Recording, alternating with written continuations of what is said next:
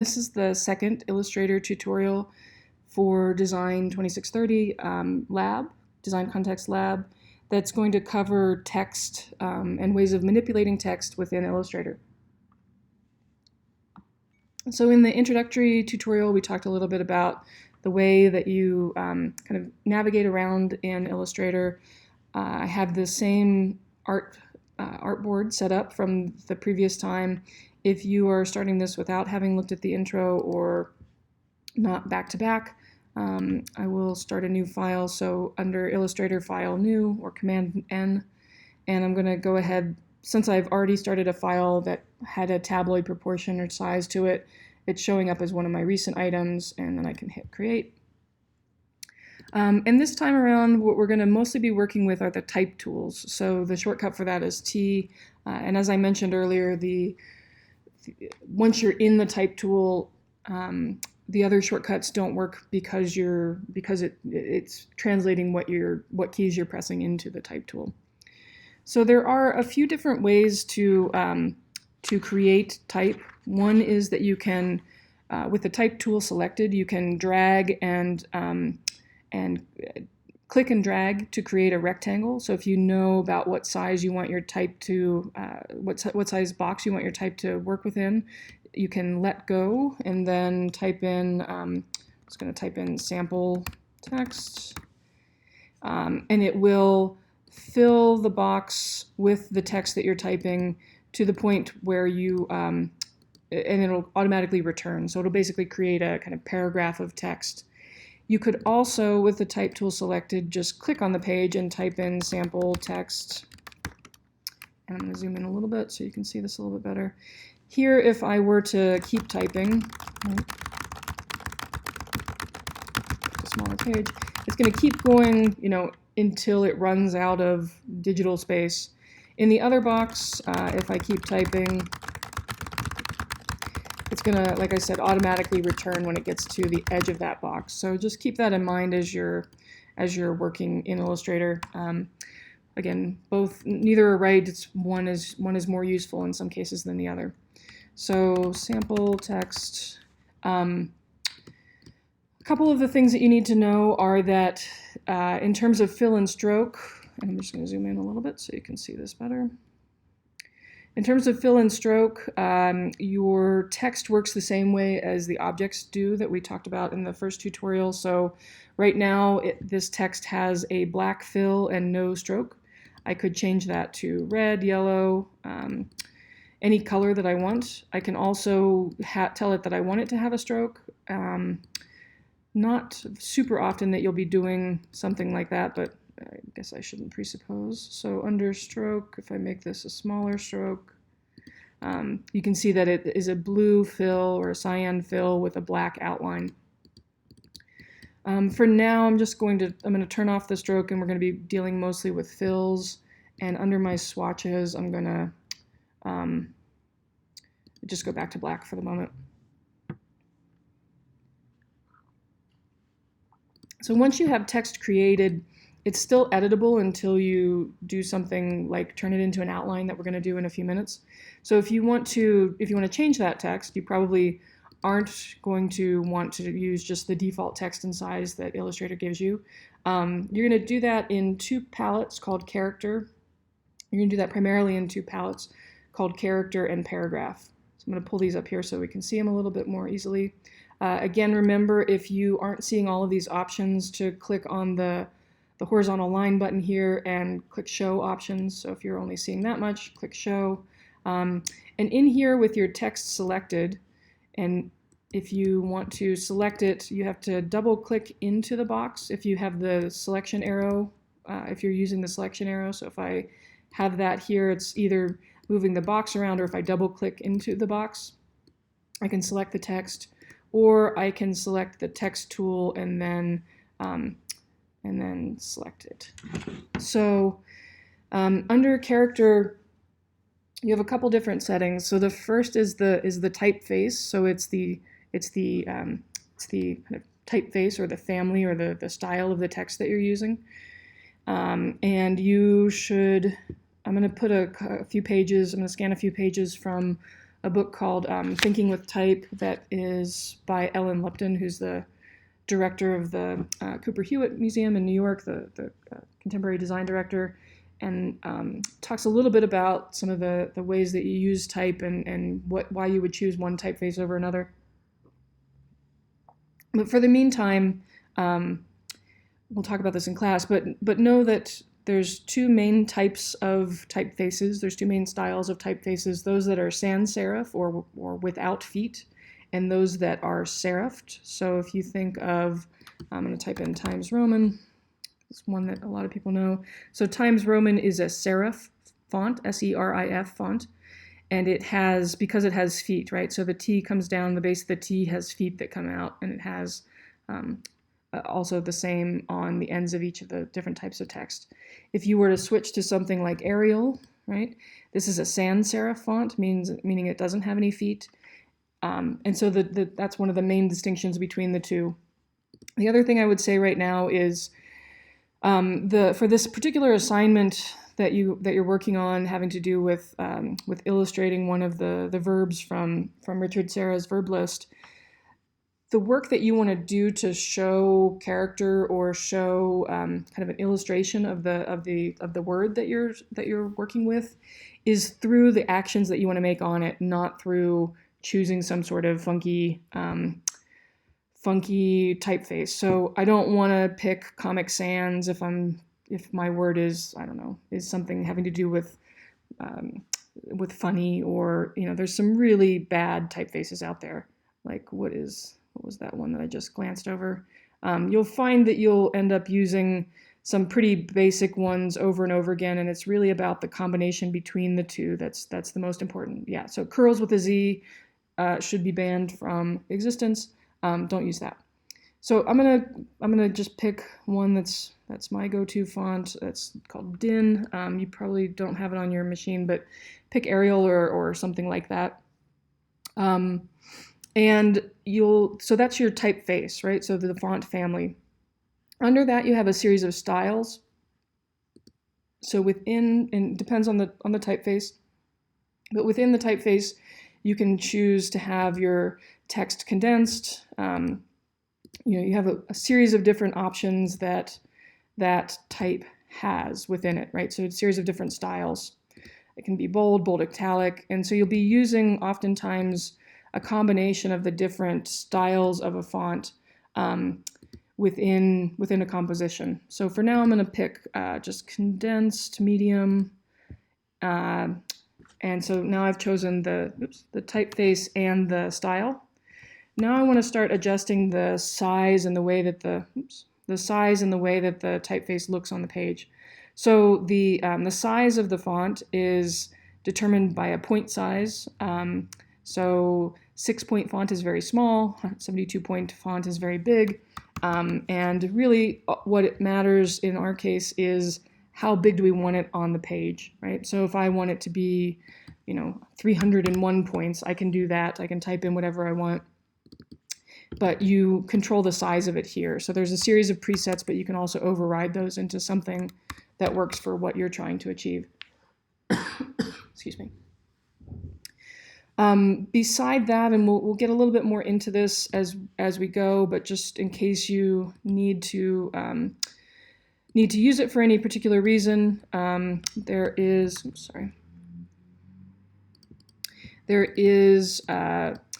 beside the size of the font is the leading, so the spacing between the lines. So if I were to type second line of text, right now there's a predetermined gap between the two that's established by the person that designed the typeface to be the best relationship if you were creating basically a paragraph of text out of this.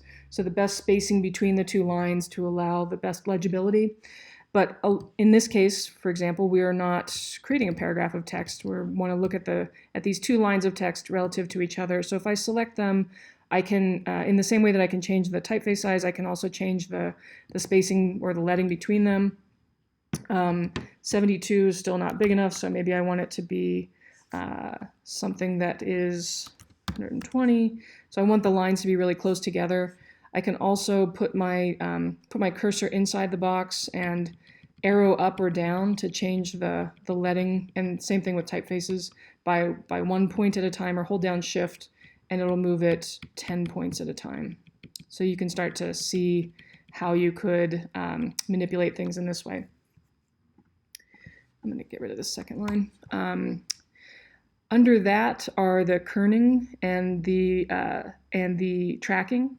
So kerning is the specific space between letters. So if I have this text, and for whatever reason, as I'm visually looking at it, even though if this were to be in a paragraph, the designer has determined that this is the correct spacing between letters to be most legible, I can override that here in the kerning. If I say that the S and the A should be closer together, I can type in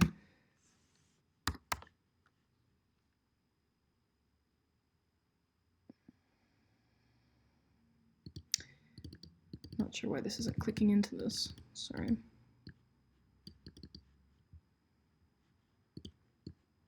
Something in here that is not working. Hold on.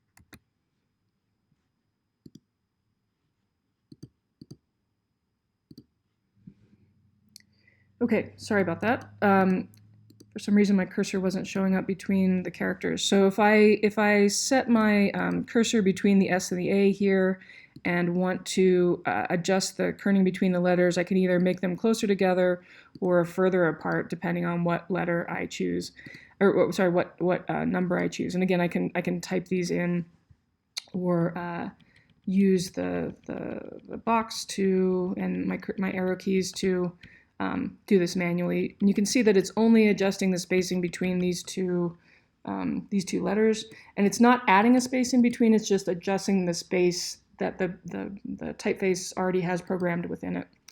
If I want to do this for multiple letters, or for multiple lines of words, of letter forms, I would want to set the tracking. I would want to adjust the tracking. So the tracking is basically the same thing, but for more than just one pair of letters.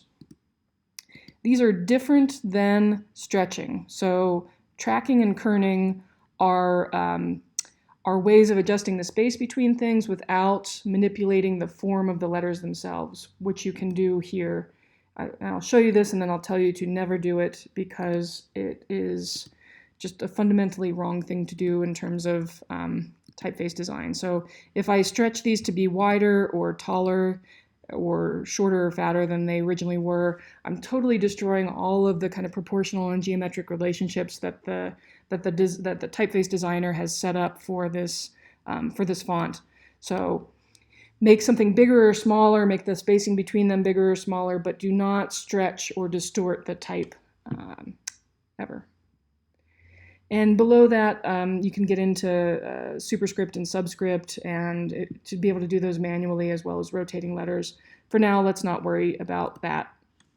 So those are the character settings.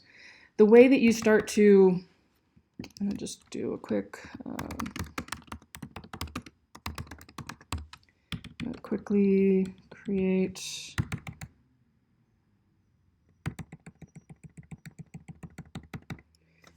just a short paragraph here that's going to have the same sentence over and over again. And I'm just using Command Shift and the caret keys to step up and down the size of the text, just so I can get kind of a paragraph worth of text here.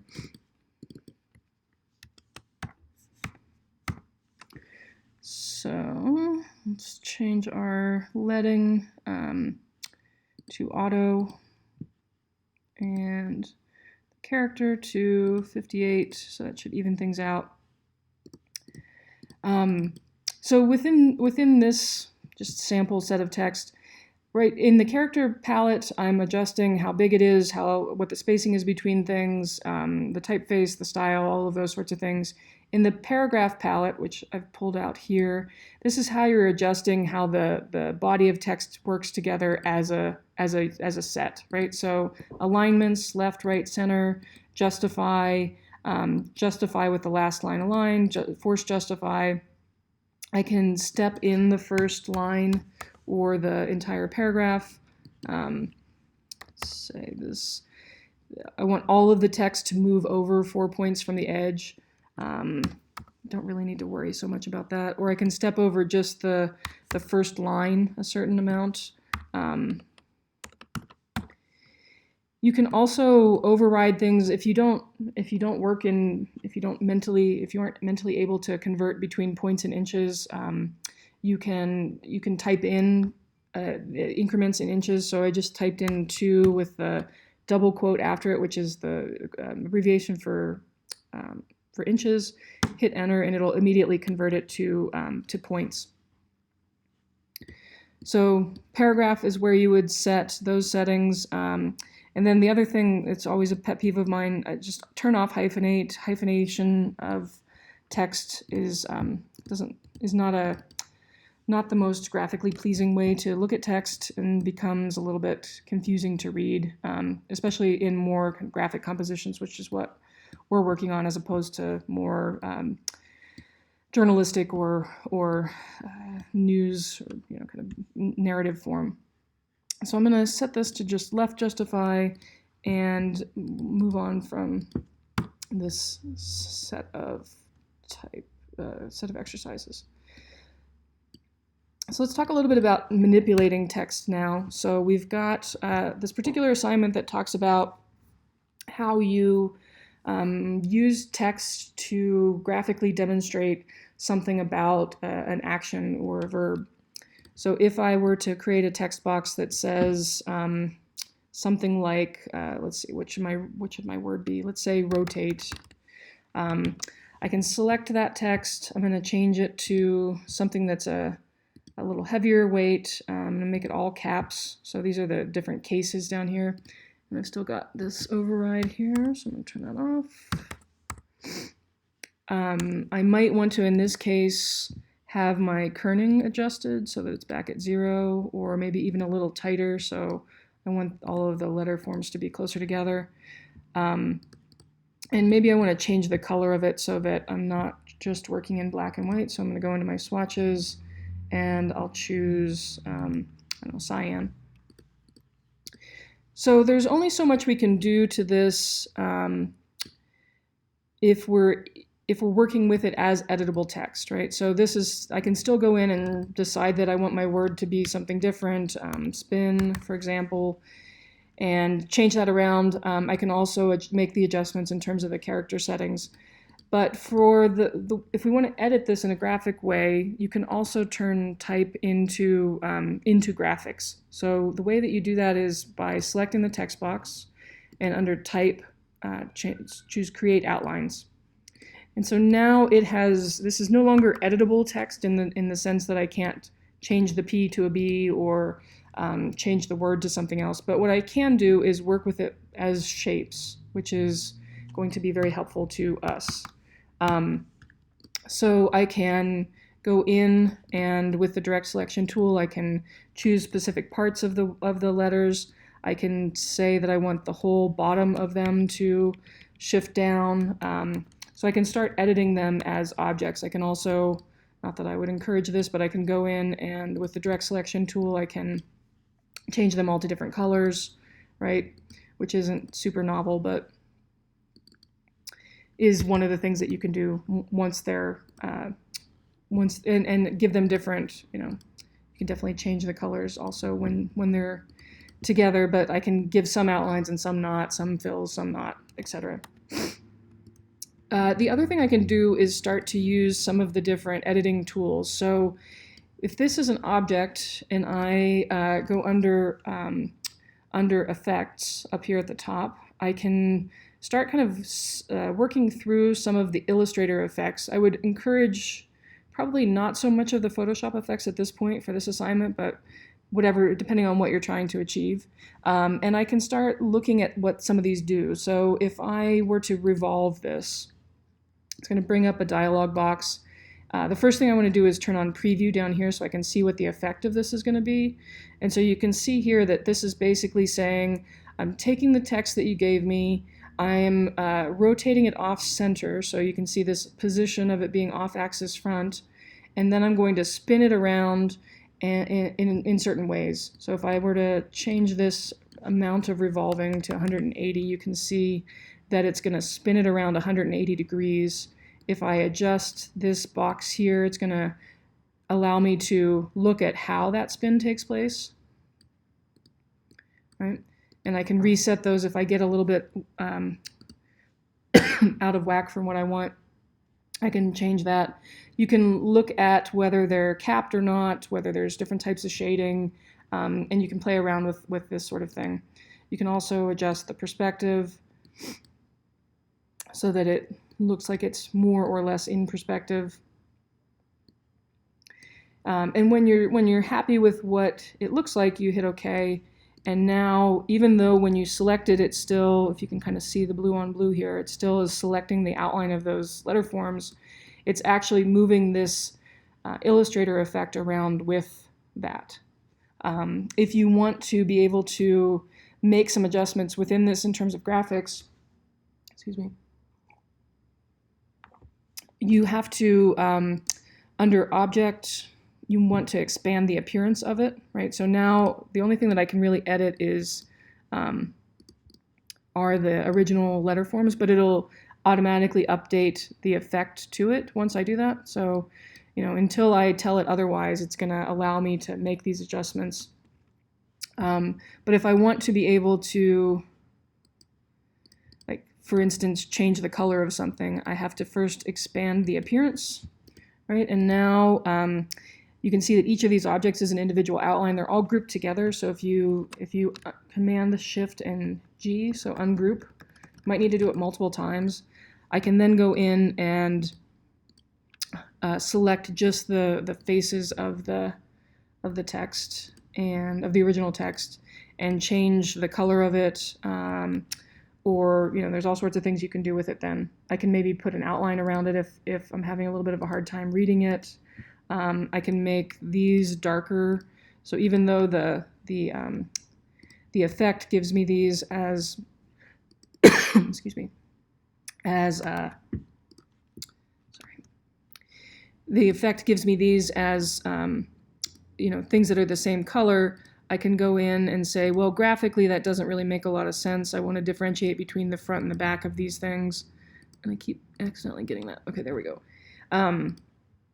I can make it look darker, right? For instance, so maybe it looks like it's the back side of this rotated word. And there's a lot of different types of effects, and I'll show you a couple more just to kind of give you a sense. But you can start to understand how you might be able to start making these adjustments. And you can go in also if there's something, again, it's automatically generating the kind of perspective view and the shading that's happening on these extruded parts that spin around. But you can go in and make adjustments to those. If once you're, depending on what you're doing with your composition, if this is the effect that you want but it's not big enough, you can select everything, and I would suggest grouping it together. So Command or Control G, and now I can't accidentally dislodge something from something else. And you can then go in and there's a scale tool. So if I hit S, it's going to allow me to scale this thing up and down. If I hold down Shift as I'm scaling it, it will scale it proportionally. Or again, I can use my transform dialog box and say that, currently the overall width and height are 6.9627 and 2.7144. If I constrain the proportions of those, and I know I want the width of it to be, 10.5 inches, so that it almost fills the entire page, it'll automatically adjust the height of it as well. So I can put it where I want to on the page, and then I can add to the composition my definition of, so let's assume that I have looked up the definition of the word that I'm looking for, and I'm just going to quickly change this to 14.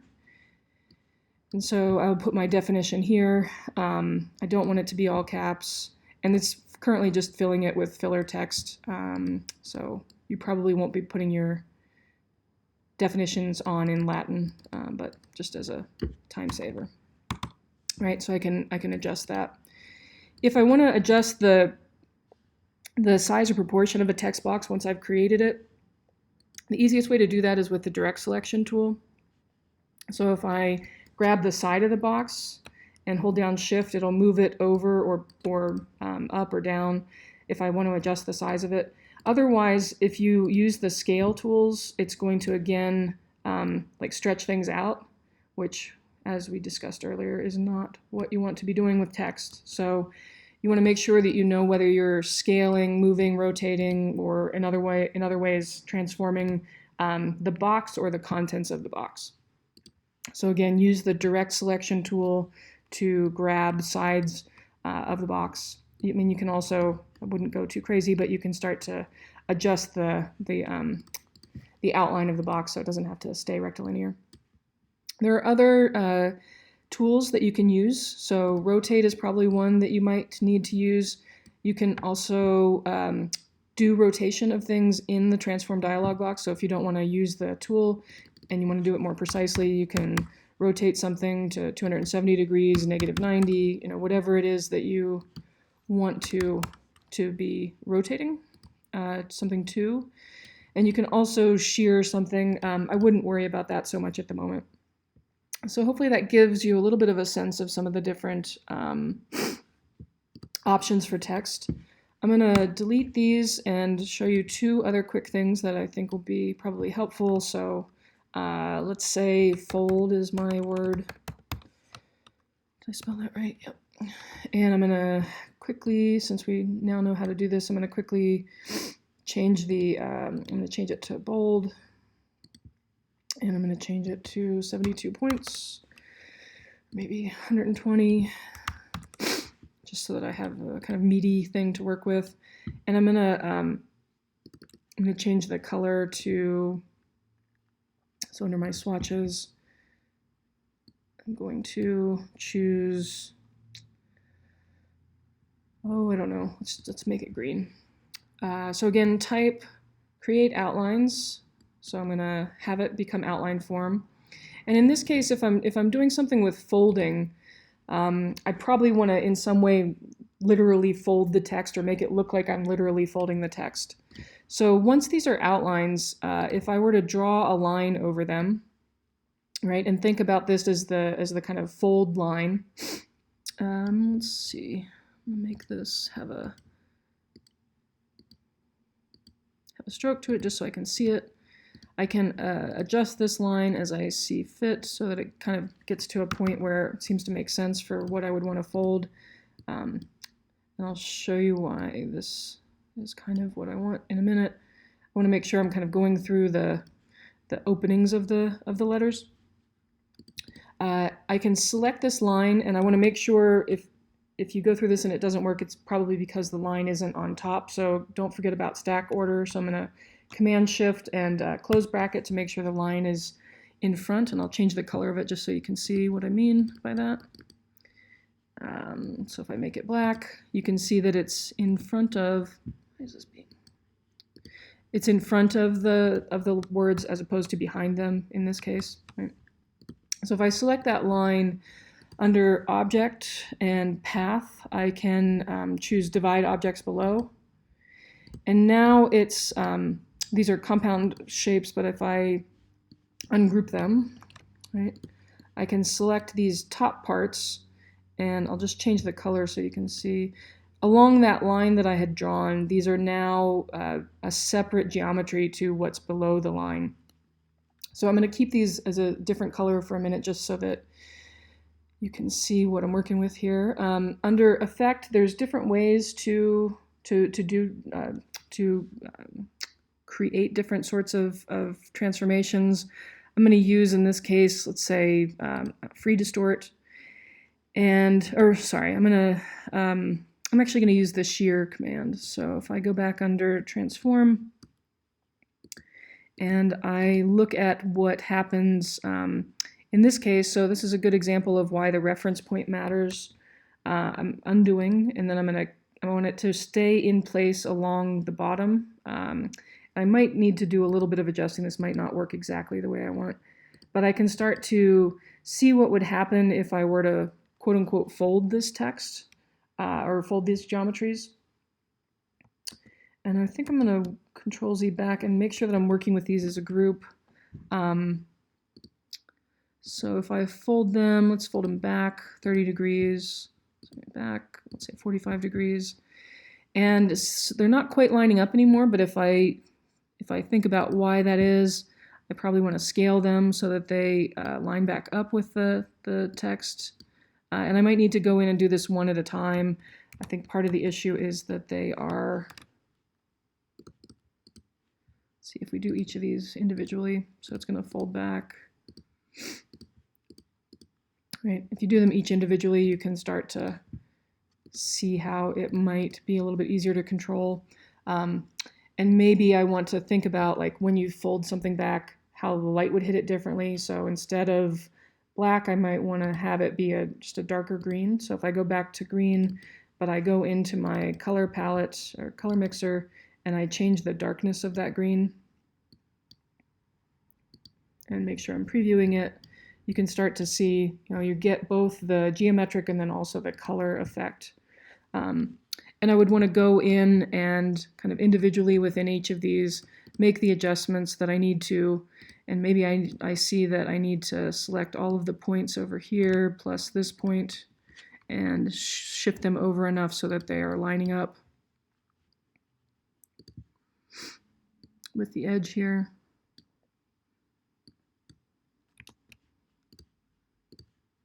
And so you can go in and kind of fine tune things.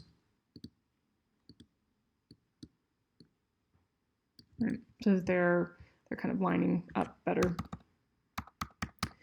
And you might find other ways of doing things that work better or worse than this.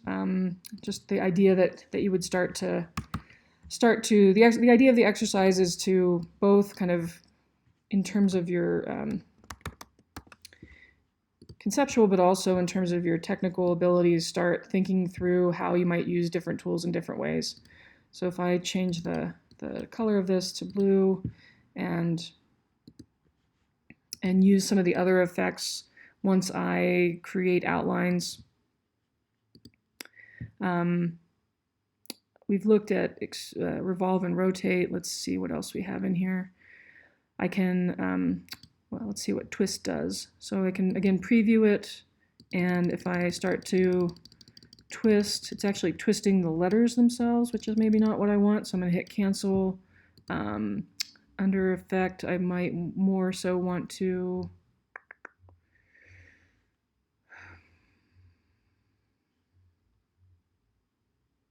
rotate it instead. Again, preview. So it's kind of twisting it around.